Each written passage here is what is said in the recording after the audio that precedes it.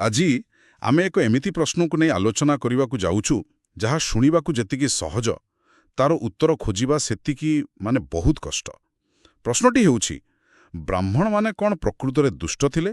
ସେମାନେ କ'ଣ ଅନ୍ୟ ଜାତିମାନଙ୍କୁ ନିର୍ଯାତନା ଦେଉଥିଲେ? ଆଉ ଯଦି ହଁ, ତେବେ ପ୍ରକୃତ ଦୁଷ୍ଟ କିଏ? ଆମ ପାଖରେ ଯେଉଁ ଉତ୍ସଗୁଡ଼ିକ ଅଛି ସେଗୁଡ଼ିକ ଏହି ପ୍ରଶ୍ନର ଏକ ଐତିହାସିକ ଏବଂ ସାମାଜିକ ଖୋଳତାଳ କରୁଛି। ହଁ, ଆଉ ଆମର ଆଜିର ଆଲୋଚନାର ଉଦ୍ଦେଶ୍ୟ କୌଣସି ଗୋଷ୍ଠୀ ଉପରେ ଦୋଷ ଲଦିବା ନୁହେଁ, କିମ୍ବା କୌଣସି ସହଜ ହ ବା ନାର ଉତ୍ତର ଦେବା ବି ନୁହେଁ। ବରଂ ଆମେ ଚେଷ୍ଟା କରିବା ସେହି ପୁରା ସିଷ୍ଟମ ବା ବ୍ୟବସ୍ଥାକୁ ବୁଝିବା ପାଇଁ, ଠିକ୍ ସେହି ଚିନ୍ତାଧାରାକୁ ବୁଝିବା ପାଇଁ ଯାହା ଏତେ ବଡ଼ ଏକ ସାମାଜିକ ବିଭାଜନ ସୃଷ୍ଟି କଲା। ଆମ ଉତ୍ସଗୁଡ଼ିକ ଗୋଟିଏ ବହୁତ ଗୁରୁତ୍ୱପୂର୍ଣ୍ଣ କଥା କହୁଛି। କ'ଣ ସେଟା? ବ୍ରାହ୍ମଣ ଯିଏ ଜଣେ ବ୍ୟକ୍ତି ବା ଏକ ସମ୍ପ୍ରଦାୟ, ଏବଂ ବ୍ରାହ୍ମଣବାଦ ଯାହା ଏକ ବିଚାରଧାରା, ଏ ଦୁଇଟି ଭିତରେ ଆକାଶ ପାତାଳ ଫରକ ଅଛି। ଠିକ୍। ତେବେ ଚାଲନ୍ତୁ ଏହି ବ୍ୟବସ୍ଥା ଭିତରକୁ ଯିବା। କିନ୍ତୁ ଆଗକୁ ବଢ଼ିବା ପୂର୍ବରୁ ପ୍ରଥମେ ଦୁଷ୍ଟତା ବା ଇଭିଲ୍ ଶବ୍ଦଟାକୁ ଟିକେ ବୁଝିବା। ଯେତେବେଳେ ଗୋଟେ ପୂରା ସମାଜ ଏକ ଅନ୍ୟାୟପୂର୍ଣ୍ଣ ବ୍ୟବସ୍ଥାକୁ ମାନିନିଏ, ସେଠି ଦୁଷ୍ଟତାର ଅର୍ଥ କ'ଣ? ଆମ ଉଦାହରଣ ଏଠାରେ ଜଣେ ପ୍ରସିଦ୍ଧ ଦାର୍ଶନିକ ହାନ୍ନା ଆରେଣ୍ଟଙ୍କ ଏକ ଚମତ୍କାର ତତ୍ତ୍ୱ ବିଷୟରେ କହୁଛି, ବାନାଲିଟି ଅଫ୍ ଇଭିଲ୍। ଦୁଷ୍ଟତାର ସାଧାରଣତା। ହଁ, ଏହା ଏକ ଏଭଳି ଧାରଣା ଯାହା ଆମର ପୁରା ଚିନ୍ତାଧାରାକୁ ବଦଳାଇ ଦେଇପାରେ। ଆରେଣ୍ଟନ୍ କହୁଥିଲେ ଯେ ଇତିହାସର ବଡ଼ ବଡ଼ ଅପରାଧ କେବଳ କିଛି ରାକ୍ଷସ ପ୍ରକୃତିର ଲୋକଙ୍କ ଦ୍ୱାରା ହୁଏ ନାହିଁ, ବରଂ ଏହା ସେତେବେଳେ ହୁଏ ଯେତେବେଳେ ସାଧାରଣ ଲୋକମାନେ, ଆପଣଙ୍କ ଭଳି ଲୋକମାନେ, ଏକଦମ ଆପଣଙ୍କ ଭଳି ଲୋକମାନେ ଆଖି ବୁଝି ନିଜର କର୍ତ୍ତବ୍ୟ ପାଳନ କରନ୍ତି ବିନା କୌଣସି ପ୍ରଶ୍ନରେ। ଉଦାହରଣ ସ୍ୱରୂପ, ଜଣେ ବ୍ରାହ୍ମଣ ପୁରୋହିତ ଯେତେବେଳେ ଜଣେ ଦଳିତକୁ ମନ୍ଦିର ବାହାରେ ଅଟକାଉଥିଲେ, ସେ ବୋଧହୁଏ ବ୍ୟକ୍ତିଗତ ଭାବେ ସେହି ଲୋକଟିକୁ ଘୃଣା କରୁନଥିଲେ। ଆଚ୍ଛା। ସେ କେବଳ ନିଜ ଧର୍ମ ପାଳନ କରୁଥିଲେ, ଯୋଉଟି ପବିତ୍ରତା ରକ୍ଷା କରିବା ପାଇଁ ଏହି ବହିଷ୍କାରକୁ ଜରୁରୀ ବୋଲି ଶିଖାଯାଇଥିଲା। ଅନ୍ୟାୟଟା ଏକ ପ୍ରକାରର ରୁଟିନ୍ କାମରେ ପରିଣତ ହୋଇଯାଇଥିଲା। କିନ୍ତୁ ଏଠି ମୋ ମନରେ ଗୋଟେ ପ୍ରଶ୍ନ ଆସୁଛି, ଯଦି ଲୋକମାନେ ଜାଣିଶୁଣି ଖରାପ କରୁନଥିଲେ, ତେବେ ଏତେ ବଡ଼ ଅନ୍ୟାୟର ବ୍ୟବସ୍ଥା ହଜାର ହଜାର ବର୍ଷ ଧରି ଚାଲିଲା କେମିତି? କିଛି ତ ଥିବ ଯାହା ଏହାକୁ ଏତେ ମଜବୁତ କରି ରଖିଥିଲା। ଏକଦମ ଠିକ୍ ପ୍ରଶ୍ନ। ଏଇଠି ଆମ ଉତ୍ସରେ ଆଉ ଏକ ତତ୍ତ୍ୱ, ସୋସିଆଲ ଡୋମିନାନ୍ସ ଥିଓରି କଥା କୁହାଯାଇଛି। ଏହି ତତ୍ତ୍ୱ କୁହେ ଯେ ପ୍ରତ୍ୟେକ ସମାଜ ନିଜ ଭିତରେ ଥିବା ଉଚ୍ଚନୀଚ ଭେଦଭାବକୁ ବଜାୟ ରଖିବା ପାଇଁ କିଛି ବୈଧତା ପ୍ରଦାନକାରୀ କାଳ୍ପନିକ କଥା ତିଆରି କରେ। ଲେଜିଟିମାଇଜିଂ ମିଥ୍ସ, ସମାଜକୁ ଏକାଠି ରଖିବା ପାଇଁ ଏମିତି କିଛି ଗପ ବା କାହାଣୀ ତିଆରି କରାଯାଏ ଯାହା ସମସ୍ତଙ୍କୁ ବିଶ୍ୱାସ କରାଏ ଯେ ଯିଏ ଯେଉଁଠି ଅଛି ସେଟା ହିଁ ଠିକ୍ ଅଛି, ଏମିତି କିଛି। ଏକଦମ ସିଆ। ଆଉ ଭାରତୀୟ ପରିପ୍ରେକ୍ଷୀରେ କର୍ମ ଏବଂ ପୁନର୍ଜନ୍ମର ତତ୍ତ୍ୱ ସବୁଠୁ ଶକ୍ତିଶାଳୀ ଲେଜିଟିମାଇଜିଂ ମିଥ୍ ଥିଲା। ଏହା ଏକ ପ୍ରକାର ମନସ୍ତାତ୍ତ୍ୱିକ ଢାଳ ଭଳି କାମ କରୁଥିଲା। ଯେଉଁମାନେ ଉପରେ ଥିଲେ ସେମାନେ ଭାବୁଥିଲେ ଯେ ଏହା ସେମାନଙ୍କ ପୂର୍ବ ପୁଣ୍ୟର ଫଳ, ଆଉ ଯେଉଁମାନେ ତଳେ ଥିଲେ ସେମାନଙ୍କୁ ବିଶ୍ୱାସ କରାଯାଉଥିଲା ଯେ ଏହା ସେମାନଙ୍କ ପୂର୍ବ ପାପର ଫଳ, ଆଉ ଏହି ଜନ୍ମରେ ନିଜ କର୍ତ୍ତବ୍ୟ ପାଳନ କଲେ ପରଜନ୍ମରେ ସେମାନଙ୍କୁ ମୁକ୍ତି ମିଳିବ। ବୁଝିଲି। ତେଣୁ ଶୋଷକ ନିଜକୁ ନୈତିକ ଭାବୁଥିଲା, ଆଉ ଶୋଷିତ ଏହାକୁ ନିଜର ଭାଗ୍ୟ ବୋଲି ମାନି ନେଉଥିଲା। ତେବେ ଏହି ବ୍ୟବସ୍ଥାର ବ୍ଲୁପ୍ରିଣ୍ଟ କୋଉଠି ଥିଲା? ଏହି ଯେଉଁ ନିୟମ କାନୁନ, ଏହା ଆସିଲା କେଉଁଠୁ? ଉତ୍ସ ଅନୁଯାୟୀ ବ୍ରାହ୍ମଣବାଦୀ ଆଧିପତ୍ୟ ଖଣ୍ଡା ବା ତଲୱାର ଯୋଗରେ ସ୍ଥାପିତ ହୋଇନଥିଲା। ନା, ବରଂ କଲମ ଆଉ ଜ୍ଞାନ ଜୋରରେ ହୋଇଥିଲା। ନିଶ୍ଚିତ ଭାବେ ଆମେ ଯଦି ଦେଖିବା, ବୈଦିକ ଯୁଗରେ ବର୍ଣ୍ଣ ବ୍ୟବସ୍ଥା କିଛି ମାତ୍ରାରେ କାର୍ଯ୍ୟ ଉପରେ ଆଧାରିତ ଥିଲା, ଜନ୍ମ ଉପରେ ନୁହେଁ। ଠିକ୍। କିନ୍ତୁ ଖ୍ରୀଷ୍ଟପୂର୍ବ 200ରୁ ଖ୍ରୀଷ୍ଟାବ୍ଦ 200 ଭିତରେ ରଚିତ ମନୁସ୍ମୃତି ଏହି ପୂରା ଖେଳକୁ ବଦଳାଇ ଦେଲା। ଏହା କେବଳ ସେତେବେଳର ସମାଜର ବର୍ଣ୍ଣନା କରୁନଥିଲା, ତେବେ କ'ଣ କରୁଥିଲା? ବରଂ ଏହା ଏକ କଠୋର ନିୟମାବଳୀ ତିଆରି କଲା ଯାହାର ଏକମାତ୍ର ଉଦ୍ଦେଶ୍ୟ ଥିଲା ବ୍ରାହ୍ମଣବାଦୀ ଶ୍ରେଷ୍ଠତାକୁ ସବୁଦିନ ପାଇଁ ସୁରକ୍ଷିତ ରଖିବା। ମୋତେ ଲାଗୁଛି ଏହାର ଭୟଙ୍କରତାକୁ ବୁଝିବା ପାଇଁ କିଛି ଉଦାହରଣ ଦରକାର। କିପରି ଏହି ଅସମାନତାକୁ ନିୟମରେ ପରିଣତ କରାଗଲା? ଉଦାହରଣଗୁଡ଼ିକ ଅତ୍ୟନ୍ତ ବିଚଳିତ କରିଦେବା ଭଳି। ମନୁସ୍ମୃତିରେ ଦଣ୍ଡବିଧାନ ସମ୍ପୂର୍ଣ୍ଣ ଭାବେ ଜାତି ଉପରେ ନିର୍ଭର କରୁଥିଲା। ଯଦି ଜଣେ ଶୂଦ୍ର ଭୁଲରେ ବେଦମନ୍ତ୍ର ଶୁଣି ଦେଉଥିଲେ, ହଁ ତାଙ୍କ କାନରେ ତରଳ ସୀସା ଢାଳି ଦେବାକୁ ନିର୍ଦ୍ଦେଶ ଥିଲା। ଯଦି ସେ ବେଦ ପାଠ କରିବାକୁ ଚେଷ୍ଟା କରୁଥାନ୍ତେ, ତାଙ୍କ ଜିଭ କାଟି ଦିଆଯାଉଥିଲା। ଗୋଟି ମିନିଟ୍ କେବଳ ବେଦ ଶୁଣିଦେଲେ କାନରେ ତରଳ ସୀସା, ଏହା ତ କେବଳ ଗଣ୍ଡ ନୁହେଁ, ଏହା ଏକ ଆତଙ୍କ ସୃଷ୍ଟି କରିବାର ମାଧ୍ୟମ। ଏକଦମ। ଉତ୍ସଗୁଡ଼ିକ ଏହାର ଉଦ୍ଦେଶ୍ୟ ବିଷୟରେ କ'ଣ କହୁଛି? ଏହାର ଉଦ୍ଦେଶ୍ୟ ଥିଲା ଜ୍ଞାନ ଉପରେ ଏକଛାଟିଆ ଅଧିକାର ସ୍ଥାପନ କରିବା। ଦେଖନ୍ତୁ, ଅନ୍ୟପଟେ ଜଣେ ବ୍ରାହ୍ମଣଙ୍କୁ କୌଣସି ବି ଅପରାଧ ପାଇଁ ମୃତ୍ୟୁଦଣ୍ଡ ଦିଆଯାଇ ପାରୁନଥିଲା, ସେ ହତ୍ୟା କରିଥାନ୍ତୁ ବା ଆଉ କିଛି। ଆଚ୍ଛା। ଆହୁରି ଆଶ୍ଚର୍ଯ୍ୟର କଥା, ଜଣେ ଶୂଦ୍ରଙ୍କୁ ହତ୍ୟା କରିବାର ପ୍ରାୟଶ୍ଚିତ ଗୋଟେ କୁକୁର, ବିଲେଇ ବା ବେଙ୍ଗକୁ ମାରିବା ସହିତ ସମାନ ଥିଲା। ଏହା ସ୍ପଷ୍ଟ କରୁଥିଲା ଯେ ଏହି ବ୍ୟବସ୍ଥାରେ ଜଣେ ଶୂଦ୍ରର ଜୀବନର ମୂଲ୍ୟ କେତେ ଥିଲା। କିନ୍ତୁ ଏସବୁ ଶାରୀରିକ ଦଣ୍ଡଠାରୁ ବି ବଡ଼ ଅସ୍ତ୍ର କିଛି ଥିଲା କି? ହଁ, ସବୁଠାରୁ ଗଭୀର ଏବଂ ଦୀର୍ଘସ୍ଥାୟୀ ନିର୍ଯାତନା ଥିଲା ଜ୍ଞାନରୁ ବଞ୍ଚିତ କରିବା। ଶୂଦ୍ର ଓ ଅତିଶୂଦ୍ରମାନଙ୍କୁ ସଂସ୍କୃତ ଶିଖିବା ବା ଶାସ୍ତ୍ର ପଢ଼ିବାରୁ ସମ୍ପୂର୍ଣ୍ଣ ବାରଣ କରାଯାଇଥିଲା। ଏହା ଏକ ରଣନୈତିକ ବହିଷ୍କାର ଥିଲା। କେମିତି? କାରଣ ଯଦି ଆପଣ ପଢ଼ିପାରିବେନି, ତେବେ ଆପଣ ଆଇନ ବୁଝିପାରିବେନି, ଧର୍ମ ବୁଝିପାରିବେନି, ନିଜର ଅଧିକାର ଜାଣିପାରିବେନି।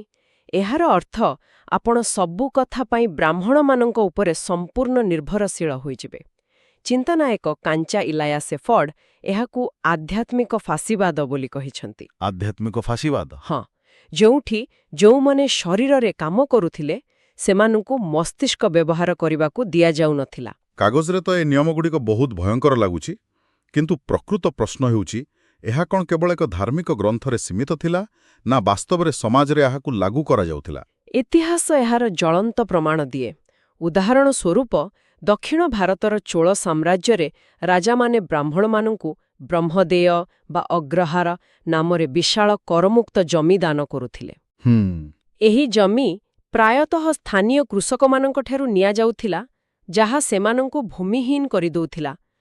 ସେହି ସମୟରେ ଗାଁଗୁଡ଼ିକରେ ବାସସ୍ଥାନର ପୃଥକୀକରଣ କଠୋର ହୋଇଗଲା। ଦଳିତଙ୍କ ପାଇଁ ଚେରି ଗାଁ ବାହାରେ, ଆଉ ବ୍ରାହ୍ମଣଙ୍କ ପାଇଁ ଅଗ୍ରହାର ଗାଁ ଭିତରେ। ହଁ, ନନ୍ଦନାର ନାମକ ଜଣେ ଦଳିତ ସନ୍ଥଙ୍କ କାହାଣୀ ଏହାର ଏକ ଦୁଃଖଦ ଉଦାହରଣ, ଯିଏ ଶିବଙ୍କର ପରମ ଭକ୍ତ ହୋଇ ମଧ୍ୟ ମନ୍ଦିର ଭିତରକୁ ଯାଇପାରୁନଥିଲେ, କାରଣ ତାଙ୍କ ଉପସ୍ଥିତି ମନ୍ଦିରକୁ ଅପବିତ୍ର କରିଦେବ ବୋଲି କୁହାଯାଉଥିଲା। ଆଉ ଆମ ଉତ୍ସରେ ପେଶୱା ଶାସନକୁ ଜାତିଗତ ନିର୍ଯାତନାର ସବୁଠୁ ଭୟଙ୍କର ଅଧ୍ୟାୟ ବୋଲି କୁହାଯାଇଛି। ସେଠି ଏମିତି କ'ଣ ହେଉଥିଲା? 18ଶ ଶତାବ୍ଦୀରେ ମରାଠା ସାମ୍ରାଜ୍ୟରେ ପେଶୱାମାନଙ୍କର ଶାସନ, ଯେଉଁମାନେ ଚିତ୍ପାବନ ବ୍ରାହ୍ମଣ ଥିଲେ, ଏହି ବ୍ୟବସ୍ଥାକୁ ଚରମ ସୀମାରେ ପହଞ୍ଚାଇ ଦେଇଥିଲେ। ସେମାନେ ମନୁସ୍ମୃତିକୁ ଅକ୍ଷର ଅକ୍ଷରରେ ଲାଗୁ କରିଥିଲେ। ପୁନେ ସହରରେ ଅସ୍ପୃଶ୍ୟ ବୋଲି କୁହାଯାଉଥିବା ଲୋକଙ୍କୁ ନିଜ ପାଦଚିହ୍ନ ଲିଭାଇବା ପାଇଁ ଅଣ୍ଟାରେ ଝାଡ଼ୁ ବାନ୍ଧି ଚାଲିବାକୁ ବାଧ୍ୟ କରାଯାଉଥିଲା। କାହିଁକି? ଯେପରି କୌଣସି ବ୍ରାହ୍ମଣ ସେହି ଧୂଳିରେ ପାଦ ଦେଇ ଅପବିତ୍ର ନ ହୁଅନ୍ତୁ। ସେମାନଙ୍କୁ ଛେପ ପକାଇବା ପାଇଁ ବେକରେ ମାଟିପାତ୍ର ଝୁଲାଇବାକୁ ପଡୁଥିଲା। ୟା ଶୁଣିବାକୁ ଅବିଶ୍ୱାସନୀୟ ଲାଗୁଛି। ନିଜର ଛାଇକୁ ବି ଅପବିତ୍ର ବୋଲି ଭାବିବା। କେବଳ ସେତିକି ନୁହେଁ, ସକାଳ ଆଉ ସନ୍ଧ୍ୟାରେ ଯେତେବେଳେ ମଣିଷର ଛାଇ ଲମ୍ବା ହୁଏ, ସେମାନଙ୍କୁ ସହର ଭିତରକୁ ପଶିବାକୁ ଦିଆଯାଉନଥିଲା। କାରଣ ସେମାନଙ୍କ ଛାଇ ଯଦି ଭୁଲରେ କୌଣସି ବ୍ରାହ୍ମଣଙ୍କ ଉପରେ ପଡ଼ିଯାଏ, ତେବେ ସେ ଅପବିତ୍ର ହୋଇଯିବେ। ଏହା କେବଳ ସାମାଜିକ ବହିଷ୍କାର ନୁହେଁ, ଏହା ମଣିଷର ଅସ୍ତିତ୍ୱକୁ ହିଁ ଅସ୍ୱୀକାର କରିବା ଭଳି। ଠିକ୍। ଉତ୍ସରେ ଏହାକୁ ଅନସିଏବିଲିଟି ବା ଅଦୃଶ୍ୟତା ବୋଲି କୁହାଯାଇଛି, ଯାହା ଏକଦମ ସଠିକ୍ ଶବ୍ଦ ମନେ ହେଉଛି। ତେବେ ଏହି ବ୍ୟବସ୍ଥା ଚାଲିଥିଲା, ଆଉ ତାପରେ ବ୍ରିଟିଶମାନେ ଆସିଲେ। ଗୋଟେ ଯୁକ୍ତି ଦିଆଯାଏ ଯେ ବ୍ରିଟିଶମାନେ ହିଁ ଜାତି ପ୍ରଥାକୁ ଆହୁରି କଠୋର କରିଦେଲେ। ଏଥିରେ କେତେ ସତ୍ୟତା ଅଛି? ଏହା ଏକ ଜଟିଳ ପ୍ରଶ୍ନ, ଆଉ ଆମ ଉତ୍ସ ଏହାକୁ ଭଲ ଭାବରେ ବୁଝାଉଛି। ଦେଖନ୍ତୁ, ବ୍ରିଟିଶମାନେ ଜାତିପ୍ରଥା ସୃଷ୍ଟି କରିନଥିଲେ, ତାହା ବହୁତ ଆଗରୁ ଥିଲା। କିନ୍ତୁ ସେମାନେ ନିଜର ପ୍ରଶାସନିକ ସୁବିଧା ପାଇଁ ଏହାକୁ ଏକ ଇସ୍ପାତର ଫ୍ରେମ୍ ଦେଇଦେଲେ। 1901 ମସିହାର ଜନଗଣନାରେ କମିଶନର ସର୍ ହର୍ବର୍ଟ ରିସ୍ଲେ ସବୁ ଜାତିକୁ ଗୋଟିଏ ସାମାଜିକ ଶ୍ରେଣୀରେ ସଜାଇବାକୁ ଚାହିଁଲେ। ଆଉ ଏହାର ମାପଦଣ୍ଡ କ'ଣ ଥିଲା? ମାପଦଣ୍ଡ ଥିଲା ଗୋଟିଏ ପ୍ରଶ୍ନ, ବ୍ରାହ୍ମଣମାନେ ଆପଣଙ୍କଠାରୁ ପାଣି ନିଅନ୍ତି କି? ଆଚ୍ଛା। ହଁ, ଏହାଦ୍ୱାରା ବ୍ରାହ୍ମଣଙ୍କର ସାମାଜିକ ସ୍ଥିତିକୁ ସରକାରୀ ଭାବେ ସବୁଠାରୁ ଉପରେ ବୋଲି ମୋହର ଲାଗିଗଲା। ଏହା ବ୍ୟତୀତ ଯେତେବେଳେ ସେମାନେ ହିନ୍ଦୁ ଆଇନ ତିଆରି କଲେ, ସେମାନେ ମନୁସ୍ମୃତିକୁ ସମସ୍ତ ହିନ୍ଦୁଙ୍କ ପାଇଁ ଏକମାତ୍ର ଆଇନ ବୋଲି ଭାବି ବ୍ରାହ୍ମଣ ପଣ୍ଡିତମାନଙ୍କ ଉପରେ ନିର୍ଭର କଲେ। ଏହା ଅନେକ ସ୍ଥାନୀୟ ଲୋକାଚାର ଓ ପରମ୍ପରାକୁ ନଷ୍ଟ କରିଦେଲା। ହଁ, ଆଉ ଏହା ପୁଣିଥରେ ହାନା ଆରେଣ୍ଟଙ୍କ ବାନାଲିଟି ଅଫ୍ ଇଭିଲ୍ କଥାକୁ ମନେ ପକାଇ ଦେଉଛି। ଜଣେ ବ୍ରିଟିଶ ଅଧିକାରୀ ହୁଏତ ବ୍ୟକ୍ତିଗତ ଭାବେ ଜାତି ପ୍ରଥାକୁ ଘୃଣା କରୁଥିବ, କିନ୍ତୁ ନିଜର କର୍ତ୍ତବ୍ୟ ପାଳନ କରିବାକୁ ଯାଇ ସେ ଏହି ବ୍ୟବସ୍ଥାକୁ ଆହୁରି ମଜବୁତ କରିଦେଲା। ହେଲେ ଗୋଟେ ମିନିଟ୍, ଏସବୁ ଶୁଣିଲା ପରେ ଲାଗୁଛି ଯେମିତି ସବୁ ବ୍ରାହ୍ମଣ ହିଁ ଶକ୍ତିଶାଳୀ ଏବଂ ଶୋଷକ ଥିଲେ। କିନ୍ତୁ ଏହା କ'ଣ ସତ? ନା, ଏହା ଏକ ଭୁଲ ଧାରଣା ହେବ ଏବଂ ଆମ ଉତ୍ସ ଏହାକୁ ସ୍ପଷ୍ଟ କରେ। ବ୍ରାହ୍ମଣ ସମ୍ପ୍ରଦାୟ ଭିତରେ ମଧ୍ୟ ବହୁତ ବିବିଧତା ଥିଲା। ଐତିହାସିକ ତଥ୍ୟ ଦେଖାଏ ଯେ ଅନେକ ବ୍ରାହ୍ମଣ ଅତ୍ୟନ୍ତ ଗରିବ ଥିଲେ, ଯେଉଁମାନେ ରୋଷେୟା ବା କିରାଣୀ ଭାବେ କାମ କରୁଥିଲେ। ଜନ୍ମରୁ ବ୍ରାହ୍ମଣ ଥିଲେ। ସତରେ? ହଁ, ଏମାନେ ନିଜ ସମ୍ପ୍ରଦାୟରୁ ବହିଷ୍କୃତ ହୋଇ ମଧ୍ୟ ଜାତିପ୍ରଥା ବିରୁଦ୍ଧରେ ଲଢ଼ିଥିଲେ। ଏଠି ବ୍ରାହ୍ମଣ ବ୍ୟକ୍ତି ଏବଂ ବ୍ରାହ୍ମଣବାଦ ବିଚାରଧାରା ମଧ୍ୟରେ ଥିବା ପାର୍ଥକ୍ୟ ସ୍ପଷ୍ଟ ହୋଇଯାଉଛି। ଠିକ୍। ତେବେ ଏପର୍ଯ୍ୟନ୍ତ ଆମେ ବ୍ୟବସ୍ଥାର ନକ୍ସା ଏବଂ ତାକୁ ଲାଗୁ କରୁଥିବା ଲୋକଙ୍କ କଥା କହିଲେ, କିନ୍ତୁ ଯେଉଁମାନେ ଏହି ନିର୍ଯାତନାକୁ ଭୋଗୁଥିଲେ ସେମାନଙ୍କ ଦୃଷ୍ଟିକୋଣ କ'ଣ ଥିଲା?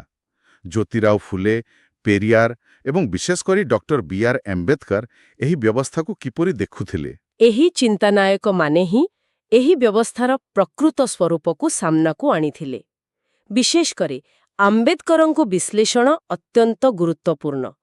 ସେ ଗ୍ରେଡେଡ୍ ଇନ୍ଇକ୍ୱାଲିଟି ବା କ୍ରମିକ ଅସମାନତାର ତତ୍ତ୍ୱ ଦେଇଥିଲେ। କ୍ରମିକ ଅସମାନତା, ଏଇଠି ଡକ୍ଟର ଆମ୍ବେଦକରଙ୍କର ଏକ ବିଶ୍ଳେଷଣ ଆସୁଛି ଯାହା ଆମ ଉତ୍ସ ଅନୁଯାୟୀ ପୁରା ଖେଳକୁ ବଦଳାଇ ଦେଉଛି।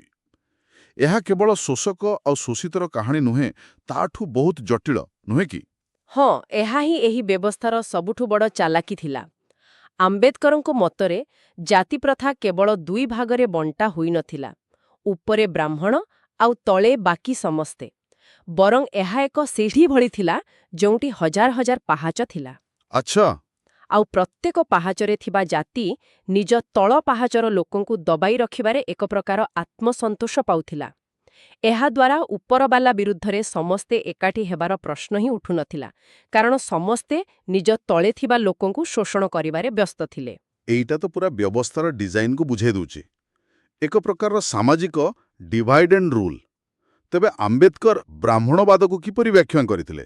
କ'ଣ ଏହା କେବଳ ବ୍ରାହ୍ମଣମାନଙ୍କ ସହ ଜଡ଼ିତ ଥିଲା? ଆଦୌ ନୁହେଁ। ଆମ୍ବେଦକର ସ୍ପଷ୍ଟ କରିଥିଲେ ଯେ ବ୍ରାହ୍ମଣବାଦ କୌଣସି ଜାତି ସହିତ ଜଡ଼ିତ ନୁହେଁ। ଏହା ଏକ ବିଚାରଧାରା, ଏକ ମାନସିକତା ଯାହା ସ୍ୱାଧୀନତା, ସମାନତା ଓ ଭ୍ରାତୃତ୍ୱର ବିରୋଧୀ। ସେ କହିଥିଲେ ଯେ ଏହି ମାନସିକତା କେବଳ ବ୍ରାହ୍ମଣଙ୍କ ମଧ୍ୟରେ ନୁହେଁ, ବରଂ ଅନ୍ୟ ଜାତିର ଲୋକଙ୍କ ମଧ୍ୟରେ ମଧ୍ୟ ରହିପାରେ। ହଁ, ଯେତେବେଳେ ଜଣେ ବ୍ୟକ୍ତି ନିଜଠାରୁ ତଳ ଜାତିର ଲୋକଙ୍କୁ ଘୃଣା କରେ ବା ଛୋଟ ଭାବେ, ସେ ମଧ୍ୟ ସେହି ବ୍ରାହ୍ମଣବାଦର ଶିକାର। ତେବେ ଏତେ ସବୁ ଆଲୋଚନା ପରେ ଆମେ ଆମର ମୂଳ ପ୍ରଶ୍ନକୁ ଫେରିଆସିବା। ପ୍ରକୃତ ଦୁଷ୍ଟ କିଏ? ଆମ ପାଖରେ ଥିବା ଉତ୍ସଗୁଡ଼ିକରୁ ଯାହା ପ୍ରମାଣ ମିଳୁଛି, ପ୍ରକୃତ ଦୁଷ୍ଟ କୌଣସି ଏକ ନିର୍ଦ୍ଦିଷ୍ଟ ଜନଗୋଷ୍ଠୀ ନୁହେଁ, ବରଂ ଦୁଷ୍ଟତା ହେଉଛି କ୍ରମିକ ଅସମାନତାର ସେହି ସଂରଚନା ନିଜେ। ଦୁଷ୍ଟତା ହେଉଛି ସେହି ବ୍ରାହ୍ମଣବାଦର ବିଚାରଧାରା ଯାହା ଏ ଅସମାନତାକୁ ଧର୍ମ ଏବଂ ପରମ୍ପରାର ନାମ ଦେଇ ବଜାୟ ରଖେ। ଦୁଷ୍ଟତା ହେଉଛି ସେହି ବ୍ୟବସ୍ଥା ଯାହା ଶୋଷିତକୁ ହିଁ ଶୋଷକ ହେବାକୁ ପ୍ରେରଣା ଦିଏ। ଆଉ ସବୁଠାରୁ ଗୁରୁତ୍ୱପୂର୍ଣ୍ଣ କଥା, ଦୁଷ୍ଟତା ହେଉଛି ସେହି ନୀରବ ସହମତି, ମାନେ ଯେଉଁଠି ଲୋକମାନେ ଅନ୍ୟମାନଙ୍କର ଦୁର୍ଦ୍ଦଶା ଉପରେ ନିର୍ମିତ ନିଜର ସୁବିଧାକୁ ଚୁପଚାପ ବିନା କୌଣସି ପ୍ରଶ୍ନରେ ଉପଭୋଗ କରନ୍ତି। ସଂକ୍ଷେପରେ କହିବାକୁ ଗଲେ, ଐତିହାସିକ ରେକର୍ଡ ଏହା ନିଶ୍ଚିତ କରେ ଯେ ବ୍ରାହ୍ମଣ ବର୍ଣ୍ଣ ହିଁ ଜାତିପ୍ରଥାର ସ୍ଥାପତି ଏବଂ ସଂରକ୍ଷକ ଭାବରେ ହଜାର ହଜାର ବର୍ଷ ଧରି ଏକ ବ୍ୟବସ୍ଥିତ ନିର୍ଯାତନା ଏବଂ ବହିଷ୍କାରର ଶାସନକୁ ନେତୃତ୍ୱ ଦେଇଥିଲେ। କିନ୍ତୁ କୌଣସି ଏକ ସମ୍ପ୍ରଦାୟକୁ ସମ୍ପୂର୍ଣ୍ଣ ଦୁଷ୍ଟ କହିଦେବା ଶକ୍ତି ଏବଂ ବ୍ୟବସ୍ଥାର ପ୍ରକୃତିକୁ ବୋଧହୁଏ ଠିକ୍ ଭାବରେ ନ ବୁଝିବା ହେବ। ଠିକ୍। ପ୍ରକୃତ ଦୁଷ୍ଟ ହେଉଛି ଜାତି ବ୍ୟବସ୍ଥା ନିଜେ। ହଁ, ଏବଂ ଏହି ଉତ୍ସଗୁଡ଼ିକ ଆମ ସମସ୍ତଙ୍କ ପାଇଁ ଶେଷରେ ଏକ ଚିନ୍ତନୀୟ ପ୍ରଶ୍ନ ଛାଡ଼ିଯାଉଛି ଯଦି ଏହାର ସମାଧାନ ବ୍ରାହ୍ମଣମାନଙ୍କ ପ୍ରତି ଘୃଣାରେ ନୁହେଁ ବରଂ ବ୍ରାହ୍ମଣବାଦର ବିଚାରଧାରା ଏବଂ ସାମାଜିକ ଅସମାନତାର ବିନାଶରେ ଅଛି, ତେବେ ଆମେ ଆଗକୁ କ'ଣ କରିବା? ଯଦି ଆମ୍ବେଦକରଙ୍କର କହିବା ଅନୁଯାୟୀ ଏହି ବିଚାରଧାରା କେବଳ ଗୋଟିଏ ଗୋଷ୍ଠୀରେ ସୀମିତ ନୁହେଁ ବରଂ ଏହା ଏକ ମାନସିକ ସ୍ଥିତି ଯାହା ସମଗ୍ର ସମାଜରେ ବ୍ୟାପି ରହିଛି, ତେବେ ଗୋଟିଏ ସମାଜ ଏଭଳି ଏକ ଦୁଷ୍ଟତାକୁ କିପରି ବିନାଶ କରିବ ଯାହା କେବଳ ଶାସ୍ତ୍ରରେ ନୁହେଁ ବରଂ ଉଭୟ ଶୋଷକ ଏବଂ ଶୋଷିତଙ୍କ ମନ ଭିତରେ ବସା ବାନ୍ଧି ରହିଛି?